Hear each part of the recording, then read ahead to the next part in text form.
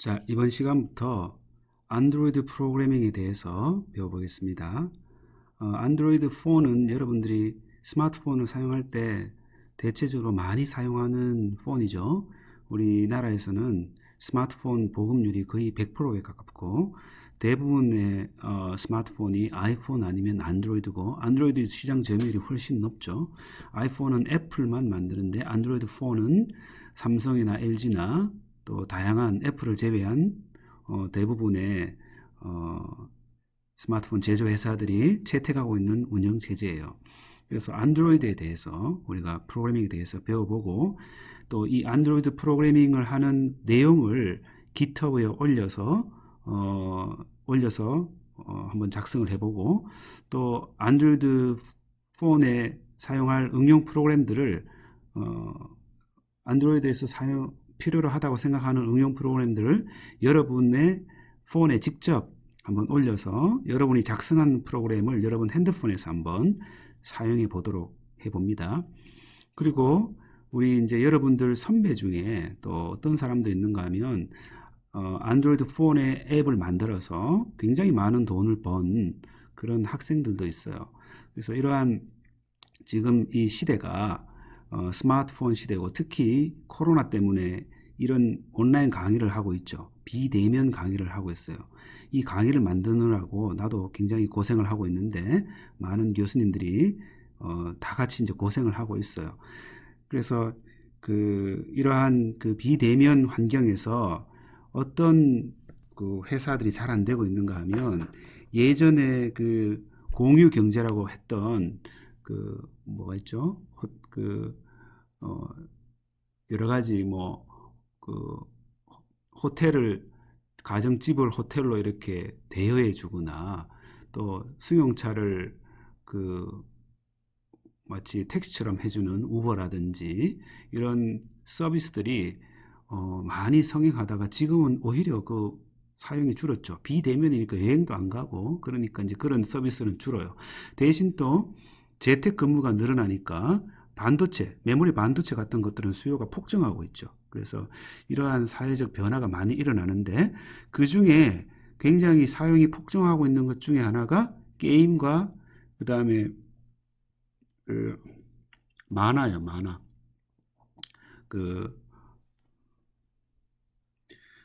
웹툰으로 대표되는 만화 같은 것들이 굉장히 많이 매출을 올리고 있죠. 그 이유가 왜 그런가 하면 집에서 근무하니까 아무래도 혼자 즐길 수 있는 컨텐츠들이 많이 소비되고 있는 거죠.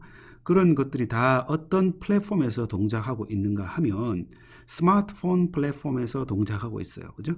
우리가 어디를 가든지 항상 인터넷에 연결되어 있게 해주는 바로 그 매개체가 스마트폰이죠. 그래서 스마트폰을 이용한 다양한 응용 프로그램이 개발되고 있고 스마트폰에서 돌아가는 많은 서비스들이 동작하고 있는데 여러분들이 이러한 시장에 뛰어들려면 스마트폰을 사용할 줄 알아야 되겠죠. 여러분 요즘 유튜버들이 굉장히 많이 등장하고 있고 또 유튜브 영상을 올려서 돈을 많이 버는 사람들이 많이 등장하고 있죠. 특히 우리 한국이 굉장히 많이 그런 것들이 활성화되어 있고 사용자들이 많아요. 그런데 안드로이드 개발하는 이 분야도 유튜브와 마찬가지입니다. 앱을 만들면 그 앱이 전 세계 모든 사람들을 대상으로 판매 가능한 게 되었죠.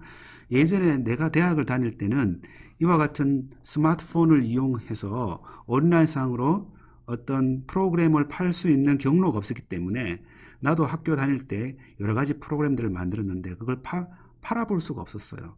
그런데 그런 것들이 이제 그런 걸 팔 수 있는 시대가 이제 온 거예요. 그죠? 그래서 여러분들이 1학년 때 혹은 2학년 때 이런 이제 프로그래밍 수업을 들었는데 이 프로그래밍 수업을 들으면서 이 결과를 한번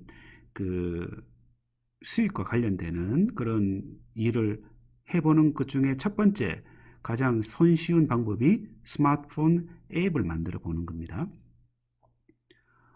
그리고 이 과목이 오픈 소스죠. 여러분들이 개발한 그런 앱들은 또 공개할 수도 있겠죠. 그래서 공개한다면 GitHub에 올려서 공개할 수도 있고 혹은 GitHub가 꼭 공개하는 용도가 아니라 프라이빗하게 만들어서 소스 코드의 버전 관리 형상 관리라고 하죠. 이런 버전 관리나 이런 것들을 한다거나 여러 사람들이 동시에 프로그램을 개발하는데 우리가 지금까지 배웠던 GitHub에 있는 내용을 활용할 수 있겠죠. 그래서 이번 남은 기간 동안은 안드로이드 프로그래밍에 대해서 심도 깊게 한번 배워보도록 하겠습니다. 시간이 많지 않기 때문에 그 안드로이드 프로그래밍의 가장 깊숙한 내용까지 다루기는 좀 어려워요. 그걸 다 하려면 한 30시간 정도가 필요한데 그렇게는 못하니까 기본적인 앱을 작성하는 기법을 익히고 안드로이드에 대한 전체적인 구조에 대한 이해를 하는 것을 목표로 하겠습니다. 그리고 이 책을 이 교재를 하나 이제 제안을 할 텐데 프로페셔널 안드로이드라는 책을 가지고 우리가 수업을 하려고 합니다. 프로페셔널 안드로이드는 여기 보이는 책과 같은 건데 여기 4판이 나왔어요. 이 4판을 가지고 수업을 진행하도록 합니다. 이게 1판부터 4판까지 굉장히 이 책이 좋은 책입니다. 전체를 이해하는 데 도움이 많이 돼요.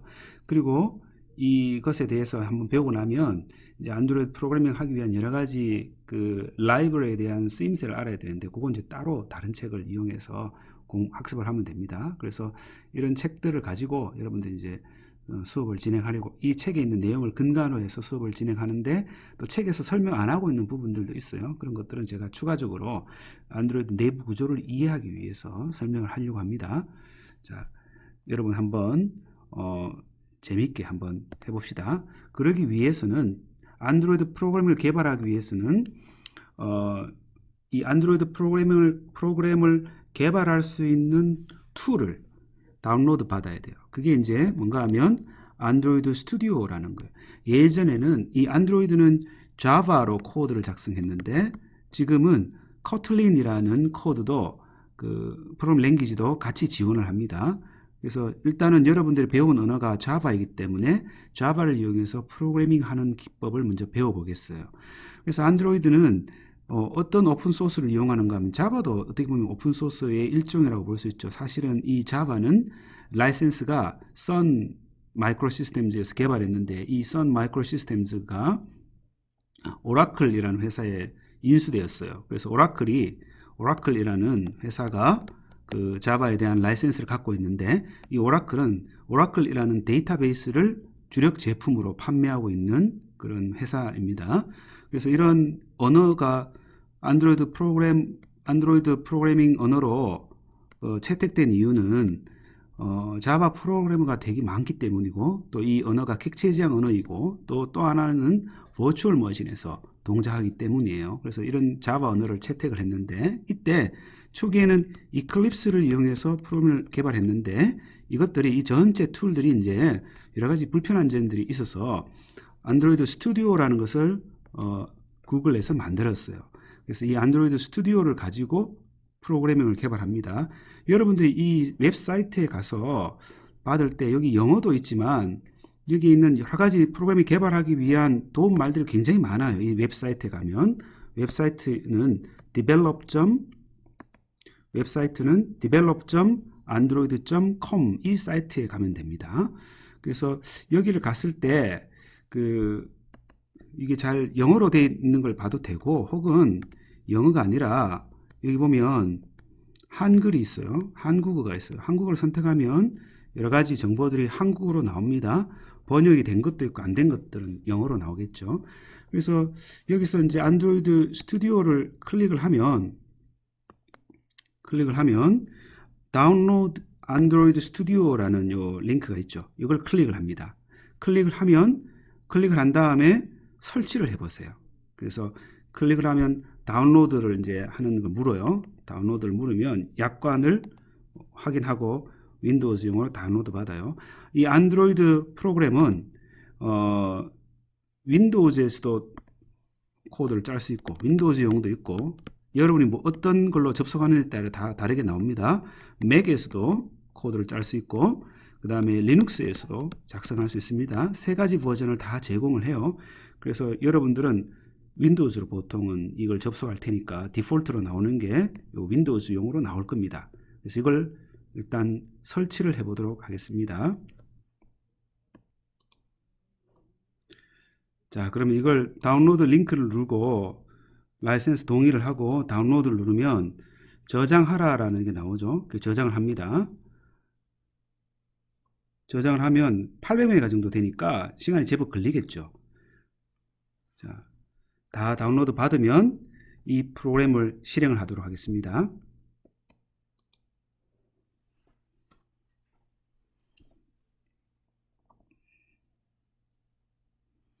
자, 다운로드가 다 되어 가죠.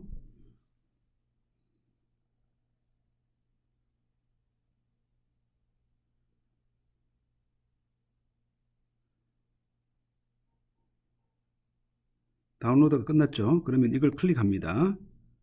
나는 지금 크롬에서 실행하니까 크롬이 아닌 사람들은 링크를 찾아가야 될 가능성도 있죠. 자, 이걸 클릭을 하면 실행이 돼요. 이게 실행 화면이 나오죠.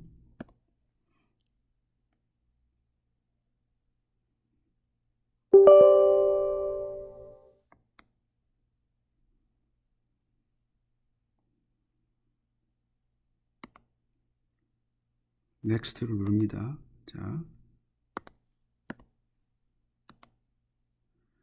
그 다음에 요 안드로이드 버추얼 디바이스라는 것은 요거는 뭔가 하면 줄여서 AVD라고 부르는데 버추얼 머신을 말하는 거예요. 무슨 말인가 하면 프로그램을 직접 핸드폰에 설치해야 되는데 핸드폰이 없을 수 있죠.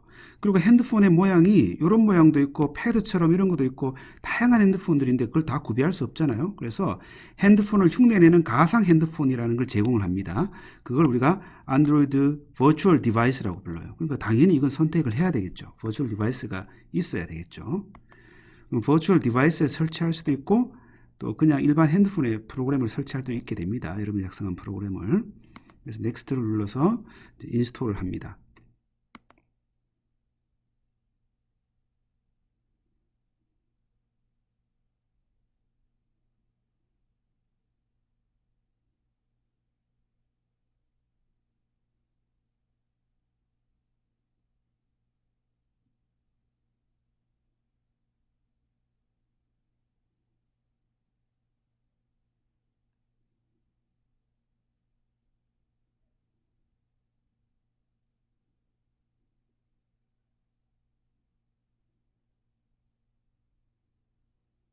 여러분들도 같이 나와 따라 하면서 해보세요. 다 설치를 하기 바랍니다.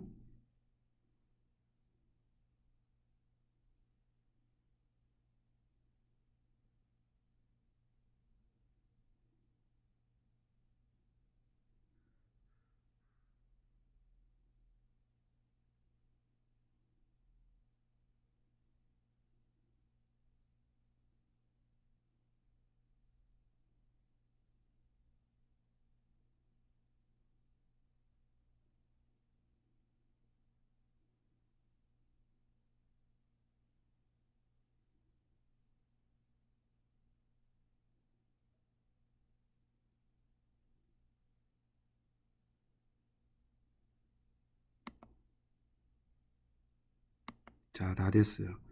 그러면 안드로이드 스튜디오가 실행이 될 겁니다.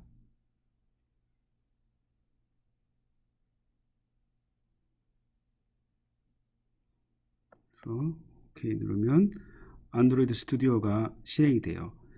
여기 이제 인텔리제이라는 게 있는데 요 인텔리제이라는 게 있죠.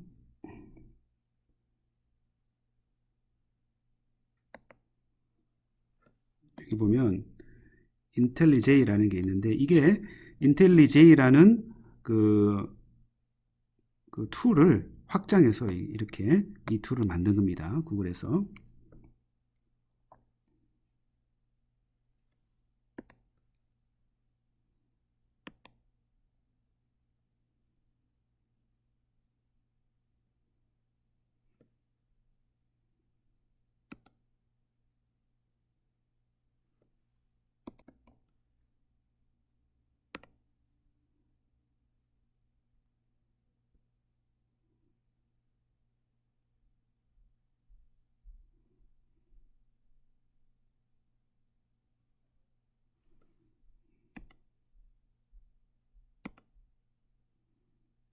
자, 그냥 기본을 선택합니다.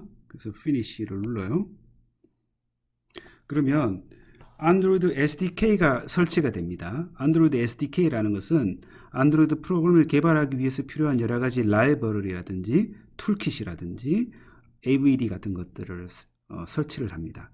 그리고 안드로이드 버전이 굉장히 많죠. 그래서 여러 가지 버전에 대해서 각각의 툴킷이 다 달라요. SDK가 다르니까 그것은 여러분들이 사후에 추후적으로 또 설치할 수도 있습니다. 별도로 설치할 수도 있어요. 그래서 일단은 기본적인 가장 최신의 SDK가 기본으로 다운로드 되어서 설치가 됩니다.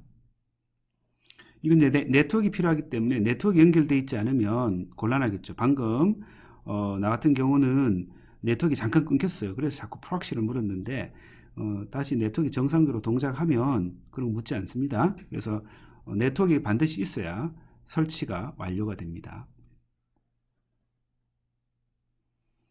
무슨 일이 벌어지고 있는지 궁금하면 여기 Show Details 누르면 어떤 일이 있다, 지금 뭐가 다운로드 되고 있고 어떤 걸 지금 설치 중이다 라는 것이 나오니까 궁금하면 또 이걸 눌러서 확인해 봐도 되겠죠.